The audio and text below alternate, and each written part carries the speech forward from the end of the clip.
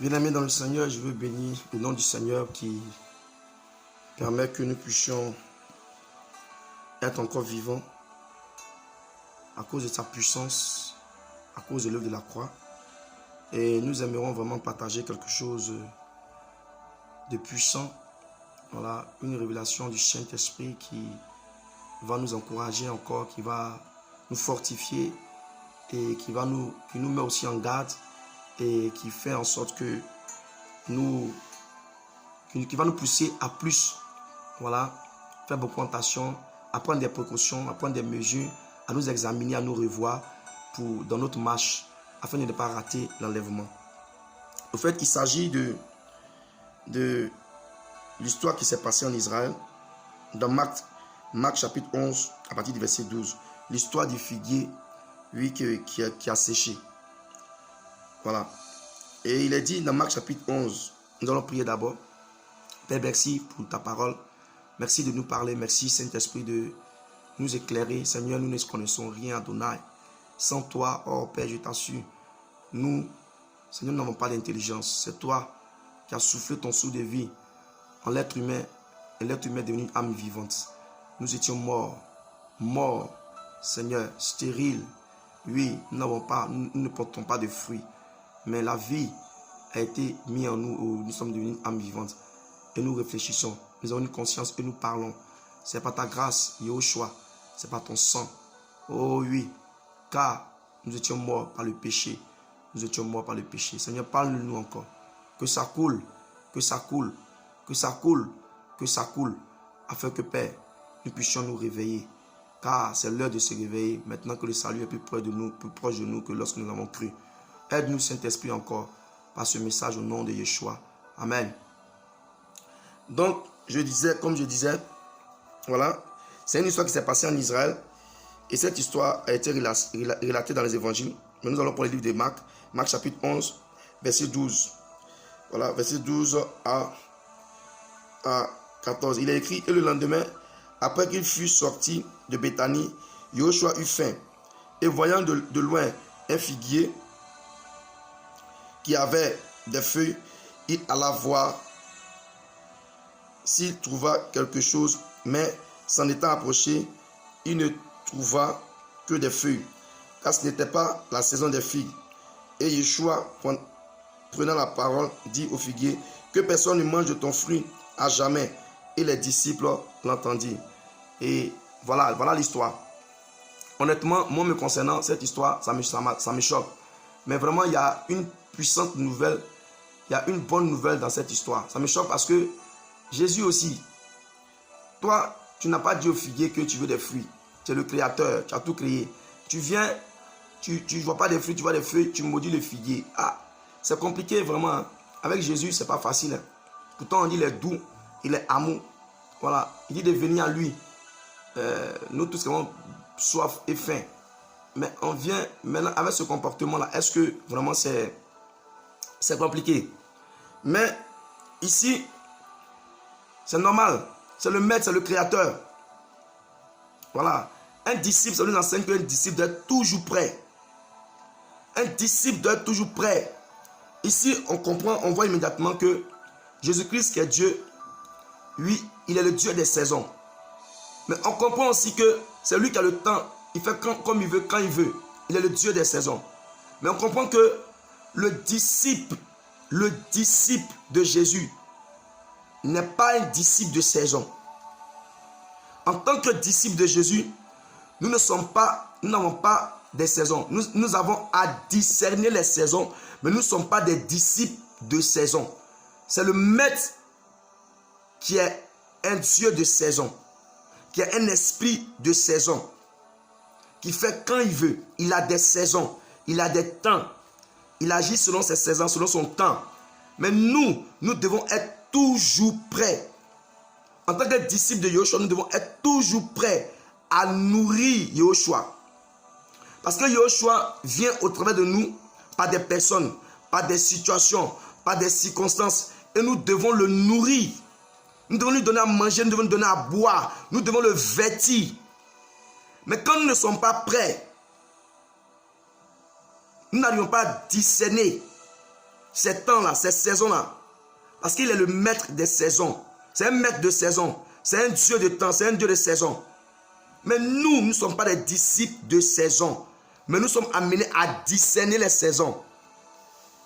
Nous ne devons pas dire non, je vais attendre un peu. Après, voilà, je vais essayer de voir. Actuellement, c'est lourd, je suis fatigué. Non, voilà, la marche, c'est compliqué. Voilà, non, nous devons être toujours prêts. Parce que comme la Bible dit dans le livre de Matthieu 25, verset 13, que nous ne savons ni l'heure ni le jour où le maître viendra, où le maître apparaîtra. Nous ne connaissons pas le temps, le jour, l'heure de l'enlèvement. Mais nous ne connaissons pas aussi le jour de notre mort. Moi, je ne sais pas quand je vais mourir. Tu ne sais pas quand tu vas mourir. Donc, il est mieux d'être prêt à tout moment. On ne connaît pas les jours de notre mort. Donc, par ce geste-là, le maître, le créateur nous enseigne que nous devons être toujours prêts. Nous devons être toujours prêts à aller. Nous devons être toujours prêts à manifester l'amour. Nous devons être toujours prêts à aider. Nous devons être toujours prêts à soutenir. Nous devons être toujours prêts pour son œuvre, pour l'avancée du royaume, pour le royaume. Nous devons être toujours prêts pour Yahushua, à le nourrir. Car lui, il mange, il est le consommateur de notre foi. Il mange nos fruits, l'amour. Il vient à nous à travers des gens qui ont besoin d'amour. Il vient à nous à travers des gens qui ont besoin de conseils. Ça peut être au travail. Ça peut être au travail, je te dis. Ça peut être à la maison avec ton mari. Ça peut être avec tes enfants. Ça peut être partout dans la rue. Quelqu'un qui te sollicite. C'est Yahushua. C'est Yahushua. En discernant, en parlant de discernement, tu vas discerner que c'est Yahushua. Et tu peux apporter la nourriture, la soif, de l'eau, voilà, les vêtements à cette personne-là au moment opportun. Mais ça ne veut pas dire que tu es un disciple de saison. Non, tu dois discerner les saisons et être toujours prêt pour savoir pouvoir marcher dans les saisons. Parce que lui, il est un Dieu de saison. Il évolue avec nous par des saisons. Il grandit avec nous par des saisons. Mais ça ne veut pas dire que nous sommes des disciples de saison. Seul Dieu est le Dieu des saisons. Seul Yahushua est notre Jésus de saison. L'Esprit Saint, qui est le Yahushua, qui est le Seigneur, est un esprit de saison. Mais les disciples que nous sommes de Yahushua ne sont pas les disciples de saison. Donc il faut être toujours prêt à partir, à nourrir, à vêtir, à donner à manger à quelqu'un, à solutionner le problème de quelqu'un, à l'école, partout, au travail. Ouais, comme c'est magnifique, on pouvait dire, comme je le disais au début, c'est pas logique. Mais la Bible dit que nous sommes des arbres. On reconnaît un arbre à ses fruits.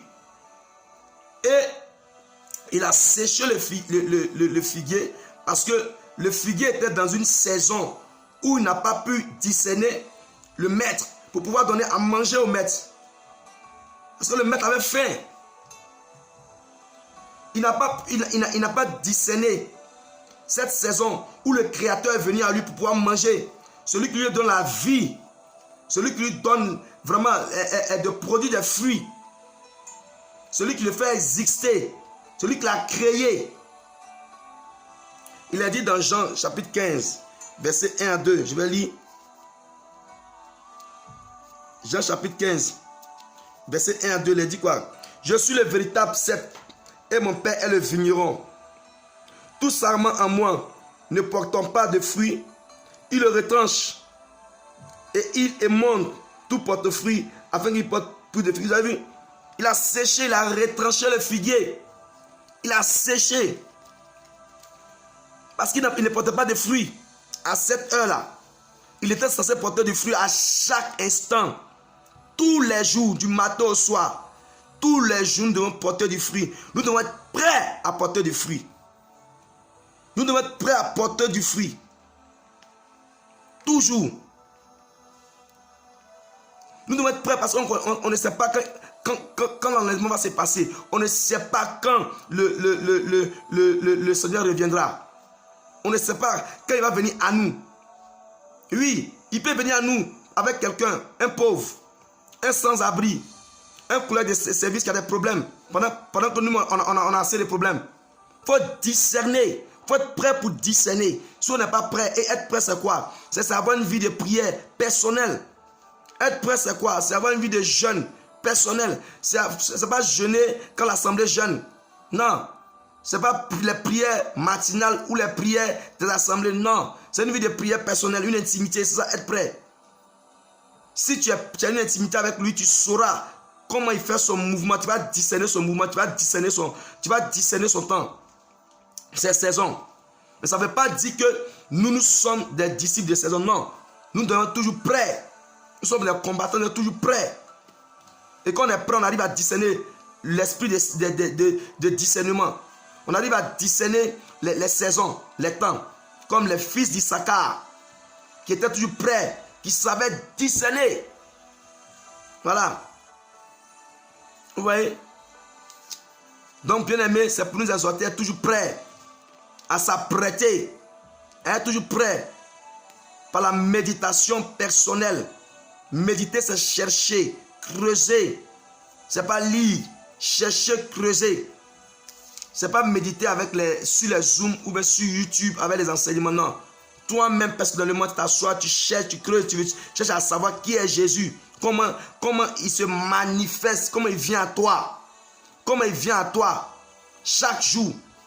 Comment il vient à toi au travail. Comment il vient à toi à la maison. Comment il vient à toi avec ton mari. Comment il se manifeste avec ton mari. Comment. C'est ça. S'apprêter. Dans la rue, comment il vient à toi. C'est ça, s'apprêter.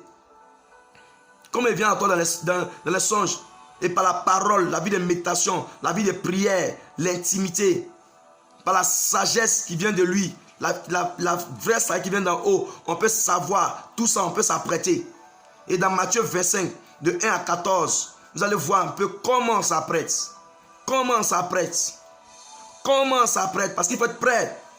Il peut venir. Avant l'enlèvement, il peut venir. L'enlèvement, il vient enlever. Il vient prendre l'épouse. Il vient prendre l'épouse. Les morts ressusciteront. Et ensuite, les vivants seront transformés en un clin d'œil. On partira. Mais avant ça, il vient, il paraît. Il vient. Il continue de venir. Il a dit, je serai avec vous dans Matthieu 28 jusqu'à la fin des temps. Il est là. Il est là. Il est là. Et aujourd'hui, il vient encore à toi par ce message. Pour te dire de faire attention. Parce que certainement, il est venu, mais tu ne l'as pas reconnu. Il est venu souvent, mais tu ne l'as pas reconnu. Il vient encore trouver ce message pour te dire, fais attention. Revois ta manière de t'apprêter. Revois ta manière, ta vie de méditation. Ta manière de prier, ton intimité avec moi. Revois ça. Demande-moi ci, demande-moi ça. Après toi, tu n'as pas assez d'huile. Recherche de l'huile. Ah oui. C'est lui qui permet d'éclairer la lampe. Permet de voir. C'est l'huile. Il ne faut pas aller prendre de l'huile avec les vendeurs, là, les pasteurs, les prédicateurs, les gens d'à côté là. Non. L'huile, c'est avec le Seigneur. C'est gratuit. Il ne faut pas les acheter. Voilà.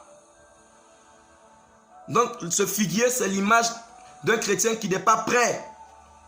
Qui ne s'apprête pas bien. Qui ne sait pas comment s'apprêter. Il était surpris par le Seigneur. Parce qu'il vient toujours comme un voleur, comme il a dit. Donc, bien aimé, apprêtons-nous.